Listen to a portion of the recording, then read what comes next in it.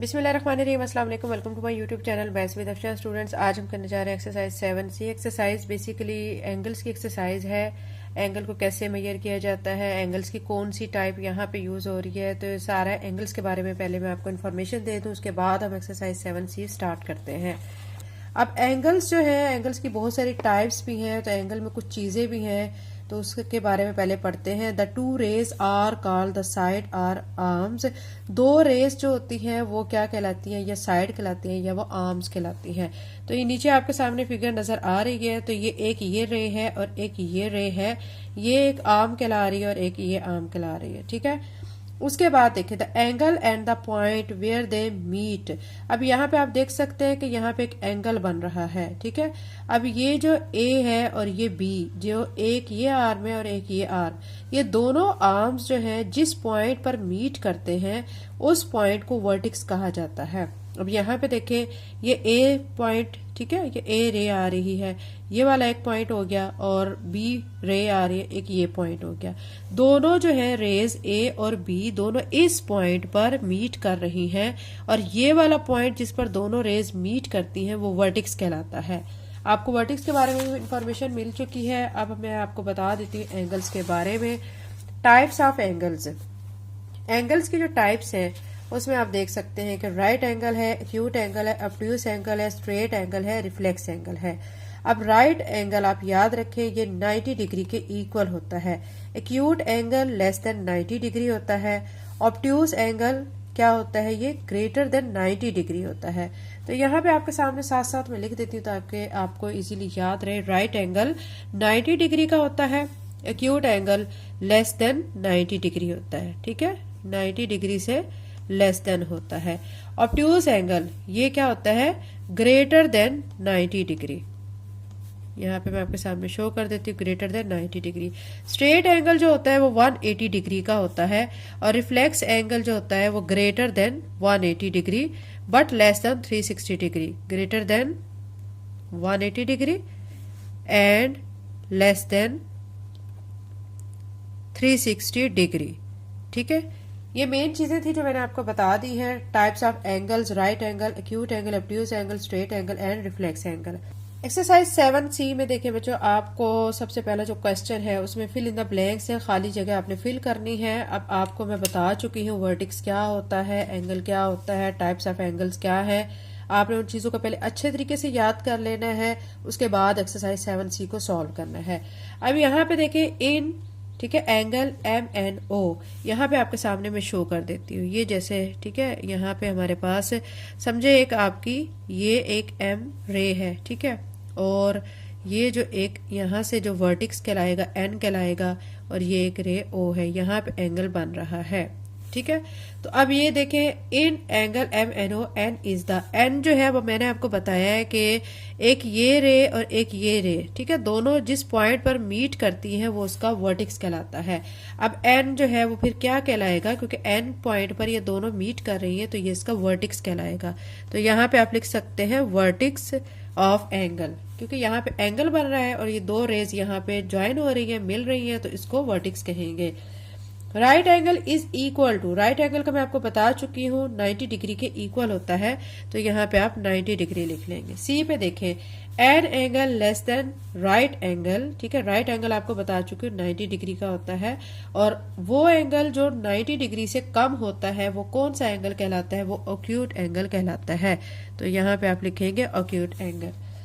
D में देखें an angle greater than 90 degree, एक ऐसा एंगल जो ग्रेटर देन 90 डिग्री है बट लेस देन 180 डिग्री, लेकिन 180 डिग्री से छोटा है, तो उसको क्या कहेंगे, ऑब्ट्यूस एंगल कहेंगे। तो ये सारे डेफिनेशंस बच्चों मैं आपको करवा चुकी हूँ, आप वो तैयार कर लेंगे, अच्छे तरीके से याद कर लेंगे तो आप इजीली एक्सरसाइज कर सकते हैं। नेक्स्ट में देखें the protractor is a device. Protractor एक डिवाइस है, देखिए ये आपके सामने प्रोटेक्टर है। ये एक ऐसा डिवाइस है जो कि हम क्या करने के लिए करते हैं, इसको ड्रा करने के लिए एंगल इससे ड्रा किया जाता है और एंगल को इससे मेजर भी किया जाता है। अगर फर्ज करें आपको कहा जाए 30 डिग्री का एंगल बनाए, तो आप प्रोटेक्टर को लेके 30 डिग्री को देखोगे कहाँ पे है, और फिर आप उससे एंगल को मेजर करके वहां पे एंगल को ड्रा करोगे।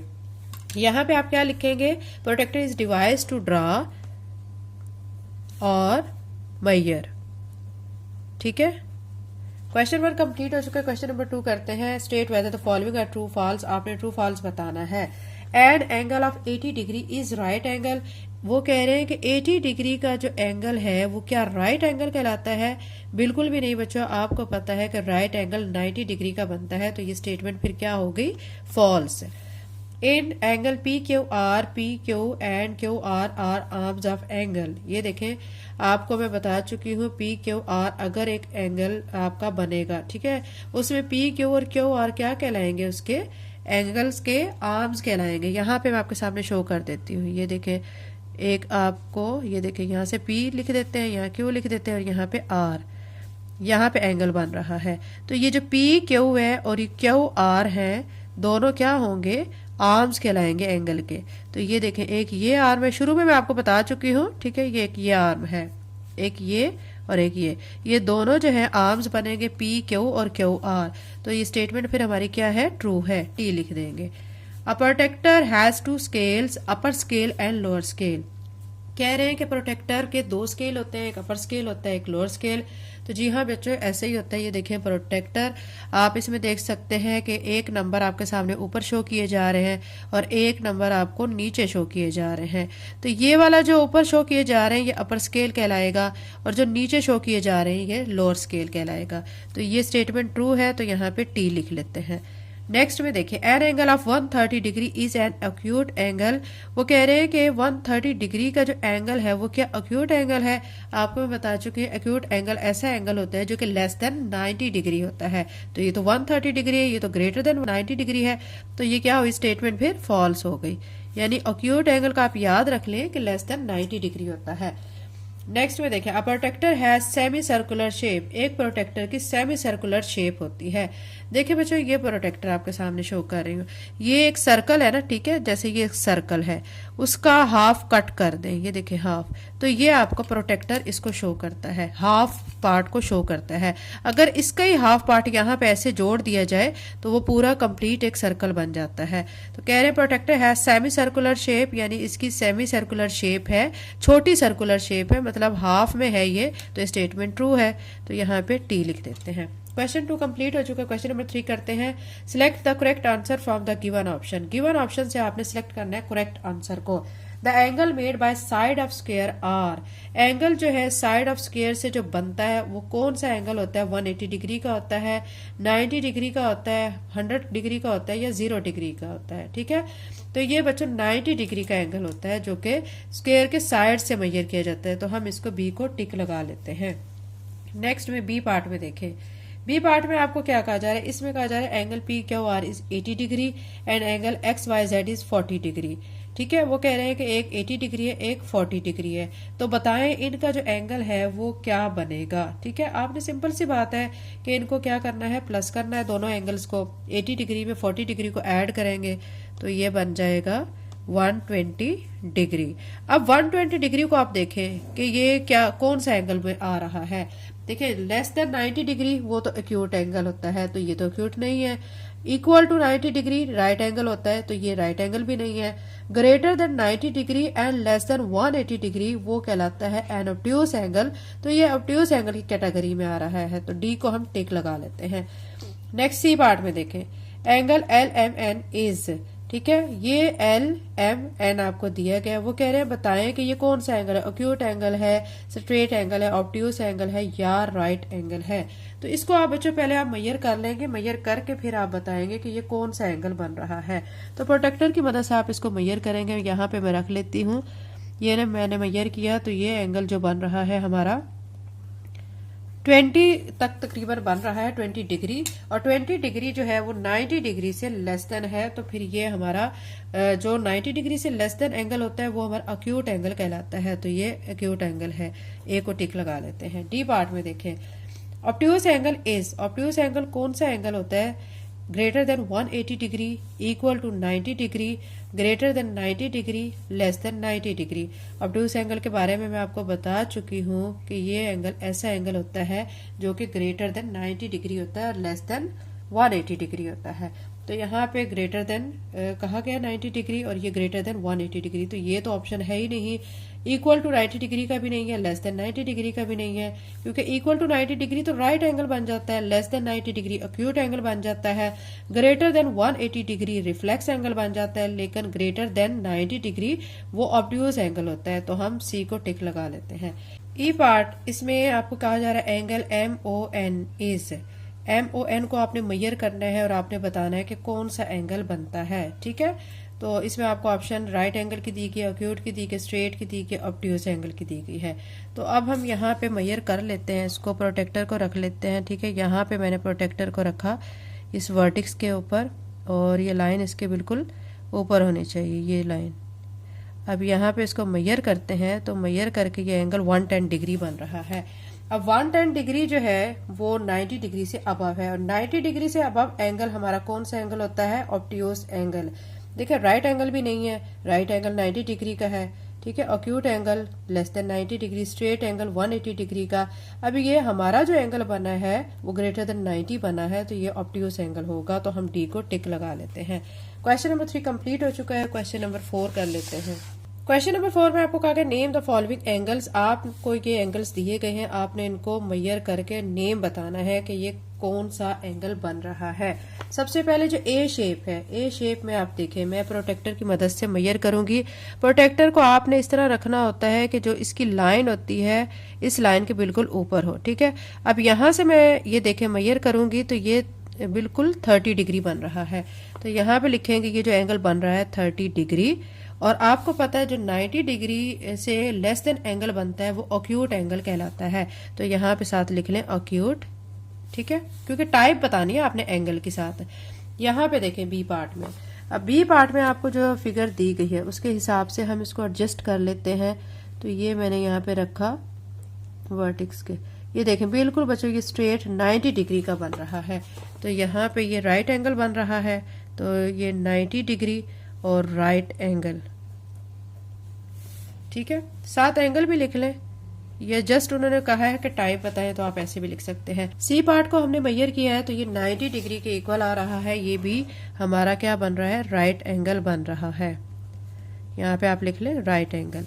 डी पार्ट में देखें आपको स्ट्रेट लाइन नजर आ रही है, इट्स मीन कि यहाँ पे 180 डिग्री का एंगल बन रहा है। ये जो एंगल है ना यहाँ पे 180 डिग्री, तो ये स्ट्रेट एंगल कहलाएगा।